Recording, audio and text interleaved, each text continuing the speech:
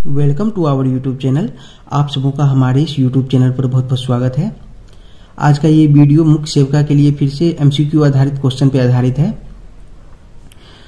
तो इस वीडियो में हम देखेंगे एक्सप्लेनेशन के साथ कुछ एमसीक्यू क्वेश्चंस।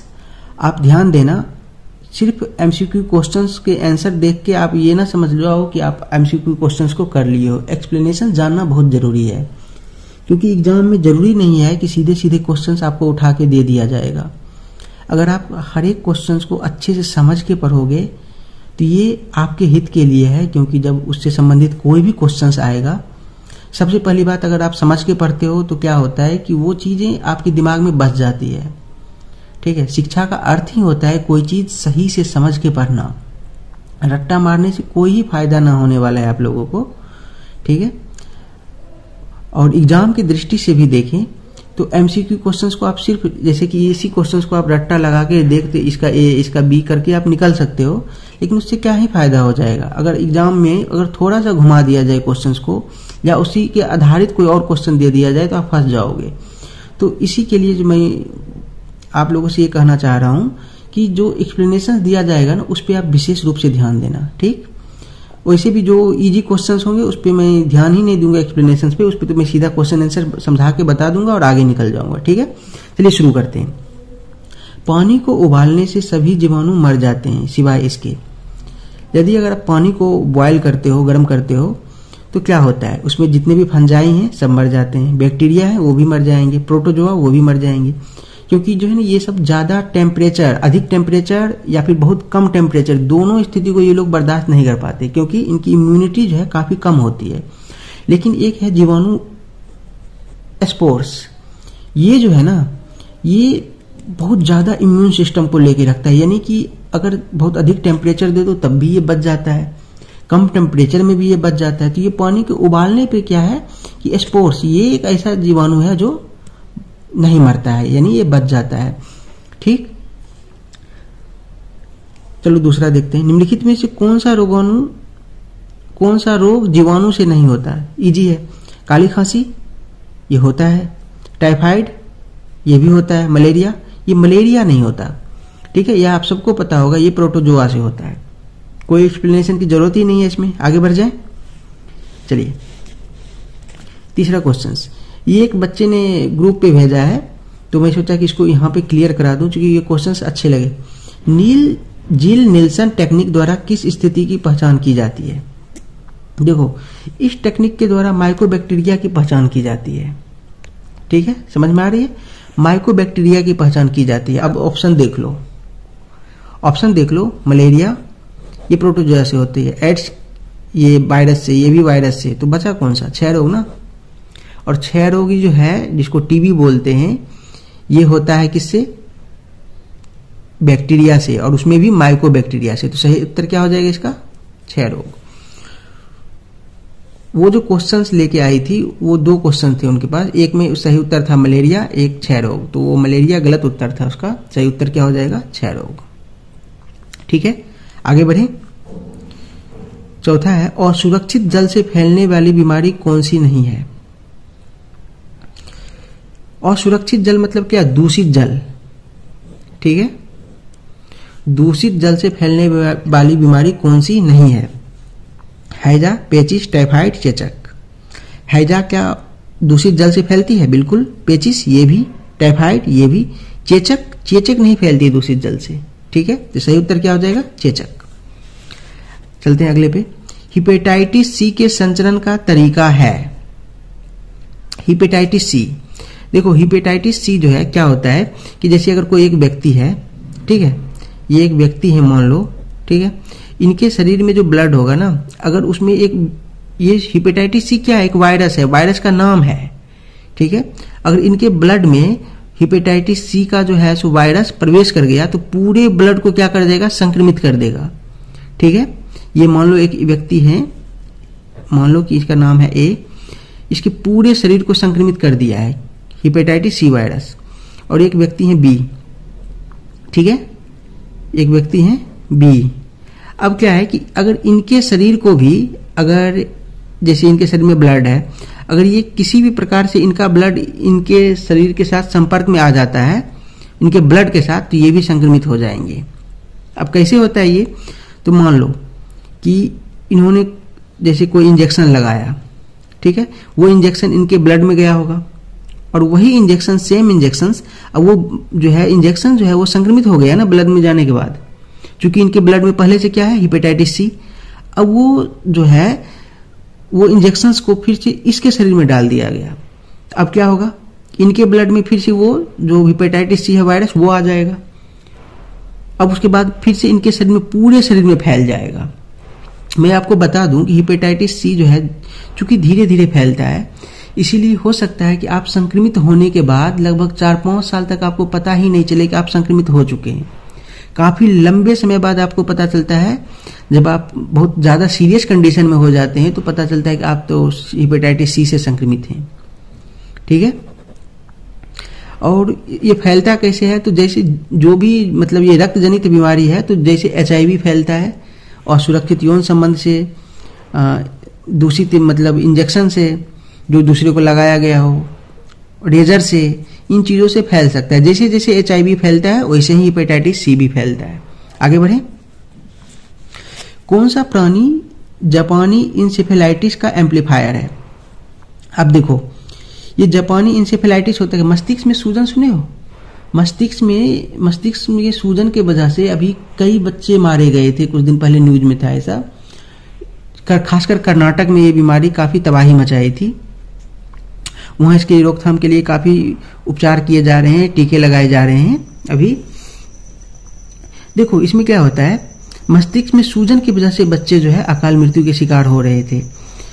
तो ये एम्पलीफायर क्या है, ये तो समझ गए जापानी इंसेफेलाइटिस है क्या। ठीक है, ये इसका एम्पलीफायर मतलब क्या, देखो जितने भी जो वायरस हैं, बैक्टीरिया हैं, वो किसी न किसी जीव के शरीर में उसका अस्थायी रूप से वास होता है।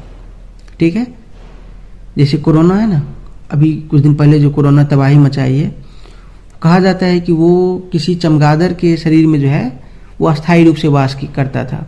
तो वो चमगादड़ क्या हो गया उसके लिए, एम्पलीफायर। ठीक है, उसी प्रकार से इंसेफेलाइटिस का जो है अस्थायी निवास कहाँ है, जो होगा जो भी जीव, वो एम्पलीफायर कहलाएगा। तो इसका एम्पलीफायर है सुअर, यानी ये सुअर के शरीर में ये जीवाणु जो है अस्थायी रूप से निवास करता है। और जब कभी ये उसके शरीर से निकल के मानव के शरीर में प्रवेश कर जाता है, ठीक है, जब इंसेफेलाइटिस वायरस मानव शरीर में प्रवेश कर जाता है तभी जो है ये मनुष्य को बीमार करता है। समझ में आ रही है बात? यानी ये वायरस जो है अस्थायी रूप से किस में पाया जाता है, सुअर में। और साथ ही साथ मैं बता दूं जंगली पक्षी में भी ये पाया जाता है। कोई समस्या? आगे बढ़े, कपालिक स्पॉट। देखो ये खसरे में देखा जाता है। इसमें क्या होता है कि गाल के निचले भाग यानी कि मुंह की ओर जो भाग है उसमें आप देखोगे तो सफेद धब्बा बन जाता है, उसी को बोलते हैं कपालिक स्पॉट। ठीक है, जब आप बीमारी से संक्रमित होते हो तो 48 घंटे के अंदर अंदर ये चीज दिखने लगता है और उसके 48 से 72 घंटे बाद लगभग आप में जो है खसरे का जितने भी जो लक्षण है वो सब आपको शो होने लगते हैं। ठीक है, ये किससे संबंधित है, खसरा से। आगे बढ़े, देखो VVM का फुल फॉर्म क्या है, VVM का फुल फॉर्म क्या है? इसका फुल फॉर्म हो जाएगा ये देखो, वैक्सीन वाइल्ड मॉनिटर। अब ये होता क्या है, देखो जब कोई वैक्सीन बनती है तो उस पर स्पष्टली लिखा होता है कि उचित तापमान पे ही रखें। अगर आप उचित तापमान पे उस वैक्सीन को नहीं रखोगे तो वो खराब हो जाती है। लेकिन कई बार क्या होता है कि वहां से लैब से तो निकल के आ गया वैक्सीन, लेकिन जब डॉक्टर के पास या कहीं मेडिकल स्टोर में रखा जाता है कहीं पे भी, तो वो स्टोर कुछ इस प्रकार से किया जाता है कि वो खराब हो जाता है। ज्यादा हीट टेम्परेचर के, ज्यादा उच्च तापमान में आ गया और उसके बाद कई दिनों तक उस टेम्परेचर में रखा गया जिसकी वजह से वो खराब हो जाता है। तो अब खराब होने के बाद भी वो पहचान में कैसे पहचान में तो कुछ आता ही नहीं है। अब एक बात बताओ, अगर वो जो है वैक्सीन खराब हो चुका है और वो किसी को लगा दिया जाएगा तो ये तो धोखा हो गया ना, क्योंकि वो तो काम करेगा ही नहीं, उल्टे निगेटिव इम्पैक्ट दे सकता है। तो पहचान कैसे किया जाएगा, तो उसको पहचानने के लिए क्या किया जाता है, इस टेक्निक का इस्तेमाल किया जाता है एक। ठीक है, इसी को बोलते हैं वैक्सीन वाइल्ड मॉनिटर। इसमें क्या किया जाता है कि एक ऐसा प्रोसेस किया जाता है इसमें टीके के साथ जिसमें अगर वो खराब हो जाता है ना तो उसका रंग बदल जाता है। अगर वो उच्च टेम्परेचर के संपर्क में आ गया, ठीक है, अगर वो कभी भी उच्च टेम्परेचर के संपर्क में आ गया यानी वो खराब हो चुका है तो उसका रंग, टीके का रंग बदल जाता है। अब रंग बदला हुआ जब देखते हैं डॉक्टर लोग या फिर नर्स, तो वो समझ जाते हैं कि ये टीका खराब है, फिर उसको बदल देते हैं या फिर नहीं देते हैं वो। ठीक है, समझ गए ये चीज क्या है? Vaccine wild monitor. चलिए अगले चलते हैं। बीसीजी वैक्सीन का इंफेक्शन किस प्रकार लगाया जाता है? बीसीजी किसके लिए दिया जाता है पहले ये बताओ। बीसीजी दिया जाता है टीबी के लिए, ठीक है। इसका फुल फॉर्म किसी को पता है? इसका फुल फॉर्म किसी को पता है? इसका फुल फॉर्म है बेसिलस कैलमेट गुएरिन, ठीक है, बेसिलस कैलमेट गुएरिन। पता है ये दोनों कैलमेट और गुएरिन क्या है? ये दोनों उन साइंटिस्ट के नाम है, वैज्ञानिक के, कैलमेट और गुएरिन, जिन्होंने इसकी खोज की थी, ठीक है। उन्हीं के नाम पर इस वैक्सीन का नामांकन किया गया है। तो ये वैक्सीन किस प्रकार लगाया जाता है? देखो, इसको लगाया जाता है इंट्राडर्मल। ये होता क्या है? देखो, इंट्रा यानी अंदर और डर्मल, देखो डर्मल शब्द ही स्किन से संबंधित है। हम लोग बोलते हैं ना डर्मेटोलॉजी यानी त्वचा से संबंधित अध्ययन। डर्मल शब्द ही इसका अर्थ ही होता है त्वचा, स्किन। तो इंट्राडर्मल यानी स्किन के अंदर, और हम जानते हैं कि स्किन के कई परत होते हैं। तो इसी कारण जो वीसीजी का जो वैक्सीन लगता है, वीसीजी का, उसको आप नीडल्स को देखोगे ना तो वो इतना बड़ा सा होता है, काफी बड़ा सा। क्यों? क्योंकि उसको सब स्किन को पार कर स्किन के अंदर दवाई को भेजना होता है। तो स्किन काफी, ये जो होता है इंजेक्शन उसका, वो काफी बड़ा सा होता है बीसीजी के टीके के, ठीक है। समझ में आ गई ये बात? आगे बढ़े। टीबी की जांच के लिए किए जाने वाले क्या लिखा है ये, ट्यूबरकलिन टेस्ट को क्या कहते हैं? ट्यूबरकलिन ही होगा यहाँ पे। इसको बोलते हैं हम, थोड़ा सा ये गलत लिख दिया गया है शायद, ये एक्स होता है, मैनटॉक्स टेस्ट बोलते हैं। मॉन्टस लिख गया है यहाँ पे, मैनटॉक्स टेस्ट होता है, ठीक है। आप इसको देख लेना, गलती से शायद लिखा गया होगा, मैनटॉक्स टेस्ट। इसका ही नाम है एक, ट्यूबरकलिन टेस्ट को ही क्या बोलते हैं? मैनटॉक्स टेस्ट। आगे बढ़ जाए। अब देखो, गोल्डन बो पुस्तक किसने लिखी है? ये तो जे.जी. फ्रेजर ने। अभी मैं इसको याद करा देता हूं आपको, ठीक है। अभी ये सीधे सीधे समझ जाओ, जे.जी. फ्रेजर ने लिखा है। याद कैसे करोगे? देखो यहाँ पे नीचे लिखा है, गोल्डन बो नामक अपनी पुस्तक में जे.जी. फ्रेजर ने धर्म की उत्पत्ति का सिद्धांत जादू और धर्म के बीच अंतर प्रस्तुत करते हुए किया। देखो, इसको समझो, क्या समझना नहीं है। अब मैं एक रोमांचक तरीके से आपको याद कराता हूं। इसने क्या किया था? जादू और धर्म में अंतर स्पष्ट किया था। किसने? जे.जी. फ्रेजर ने, ठीक है। अब कैसे किया था, याद कैसे रखना? देखो, हम मान लेते हैं कि इसने क्या किया कि एक जे है यहां पे, जे, इसको क्या किया इसने? फ्रीजर में डाल दिया। हम लोग के घर में फ्रीजर होता है ना, तो फ्रीजर में डाल दिया। फ्रीजर में रखने से क्या होता है? कोई भी चीज सिकुड़ जाता है, सिकुड़ता है कि नहीं? तो मान लो ये भी सिकुड़ गया, ठंड के कारण ये भी सिकुड़ गया। अब ऊपर से भी सिकुड़ गया ऐसे, और नीचे से भी ये ऐसे सिकुड़ गया, तो ये क्या बन गया? जी। ऊपर से भी सिकुड़ गया, नीचे से भी सिकुड़ गया, तो जे से क्या सिकुड़ के क्या बन गया? ये ऐसे सिकुड़ा, और इधर से ऐसे सिकुड़ा, क्या बन गया? ये जी बन गया, सिकुड़ गया ये, क्योंकि ये फ्रीजर में रखा था। किसमें? फ्रीजर में, ठीक है।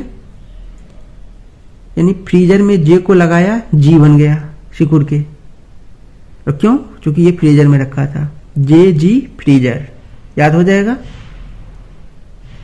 ठीक है।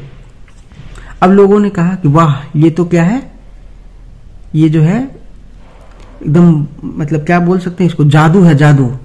ये बोला ये कोई जादू, और फिर इसने समझाया, अभी लिखा ना जादू और धर्म में अंतर, बोला कि ये कोई जादू नहीं है, ये साइंस है, ठीक है। ऐसे करके आप याद रख सकते हो। जादू और धर्म में इसने अंतर बताया। क्या किया इसने? जे को फ्रीजर में रखा, ये सिकुड़ के जी बन गया, ठीक। और इस प्रकार से इसने जादू और धर्म में अंतर बताया। लोगों ने समझा कि वाह, जे को जी में बदल दिया, ये तो जादू है। फिर इसने समझाया कि ये कोई जादू नहीं है, ये तो साइंस है, ठीक है। चले, मेरे ख्याल से वीडियो काफी बड़ी हो रही है, तो चलिए एक और क्वेश्चन से मैं बता ही देता हूं। विवाह नातेदारी का स्रोत है, ये किसका कहना है? ये साहब से तो मैं तंग आ गया हूं, मेलिनोविस्की। ये घुमा फिरा के हर चीज में विवाह नातेदारी का स्रोत है, कभी कुछ कभी कुछ। देखो, इनका कहना है कि जैसे एक फैमिली है ए, ठीक है, ये एक बी है। अब यहां ए की शादी हुई इस फैमिली में, ठीक है। अब ए के जो बच्चे होंगे उनका ये ननिहाल हो जाएगा, ठीक है। आपस में ये दोनों फैमिली जुड़ गए ना, तो ये इनका कहना है सही है, अपनी जगह पे सही है। लेकिन ये जो है विवाह नातेदारी का स्रोत है, फिर से वही बात कि क्या विवाह सिर्फ नातेदारी के स्रोत के लिए है? विवाह नातेदारी का स्रोत तो है ही, लेकिन सिर्फ वही नहीं है। इनके विचार ना बहुत मलिन से हैं। ये जब भी बोलेंगे कुछ इनडायरेक्टली ही बोलेंगे। कभी बोलेंगे वंश परंपरा को बढ़ाने के लिए विवाह है, कभी बोलेंगे नातेदारी का स्रोत है। तो ये समझ जाना, ठीक है, ये सब इन्हीं की कारस्तानी है। जबकि अगर विवाह की बात करो तो ये क्या होता है? विवाह जैसे मान लो एक गर्ल्स है, ठीक है। अब क्या है कि एक जब ये अपने ट्यूशन जाती है तो वहां पे एक लड़का है, मान लो ए, ये इनको घर से जो है ट्यूशन तक ड्रॉप करता है, तो ये इसको भी लाइक करती है। एक है ये स्कूल वाला, ठीक है, ये इनको स्कूल ड्रॉप करता है तो ये इसको भी लाइक करती है। एक और है यहाँ पे डी, ये इनको कैंटीन खाना खिलाने ले जाता है तो ये इसको भी लाइक करती है, ठीक है। और एक है जो कुछ भी नहीं ना तो इनको खाना खिलाने ले जाता है, मतलब कुछ भी इनके लिए फेवर में नहीं करता, वो मान लो कि ये जे है। तो क्या है ना कि जब भी कभी, अब जैसे देखो ये तो कुछ ये तो लड़कियों के लिए कुछ कर रहा है, ये भी कर रहा है, ये भी कर रहा है। अगर ये बिना कुछ किए अगर इन दोनों के मन में एक दूसरे के लिए फीलिंग है तो ये क्या होगा, आगे चल के ये सब एक दूसरे के साथ रहना पसंद करेंगे, क्योंकि इन दोनों में कोई स्वार्थ तो छिपा नहीं है। इन दोनों में इनको भी कुछ इससे चाहिए, इसको भी कुछ मिल रहा है इससे। लेकिन यहाँ पे क्या होगा, इन दोनों को एक दूसरे से कुछ चाहिए नहीं, तो वो क्या होंगे, ट्रू फ्रेंड बन जाएंगे आगे चल के। और जब वो एक दोस्त बन जाएंगे ट्रू फ्रेंड, तो हो सकता है कि वो अस्थायी रूप से रहने के लिए शादी कर सकते हैं। और ये शादी की सही डिफिनेशन है कि एक दोस्त जो है अच्छे से दोस्ती को एकदम पक्का कर लेता है, उसी को बोलते हैं क्या, मैरिज, ठीक। और ना कि ये घुमाना कि विवाह नातेदारी का स्रोत है, ये वंश परंपरा, ऐसा कुछ नहीं। हाँ होता है, ये बड़े विद्वान हैं तो ये गलत थोड़े बोलेंगे, ठीक है। चलिए मिलते हैं अगले वीडियो में, तब तक के लिए टेक केयर, गुड बाय।